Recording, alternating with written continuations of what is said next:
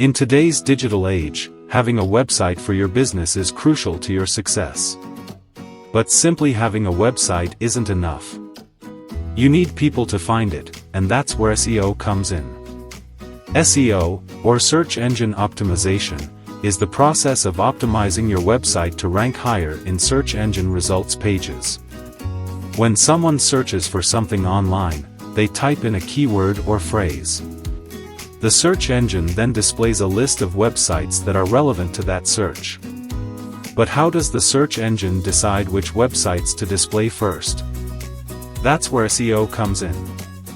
By optimizing your website with relevant keywords, quality content, and a user-friendly design, you can improve your search engine ranking and increase your visibility online. SEO is important because the higher your website ranks in search engine results, the more likely people are to click on it and visit your site. And the more people that visit your site, the more opportunities you have to convert them into customers. So if you want to improve your online presence and reach more customers, it's important to understand the basics of SEO and implement them on your website. Start by doing some research, identifying relevant keywords, and creating quality content that provides value to your audience. With time and effort, your website can rank higher in search engine results and attract more customers to your business. If you want to learn more about SEO and scale your business to the next level, click on the link below.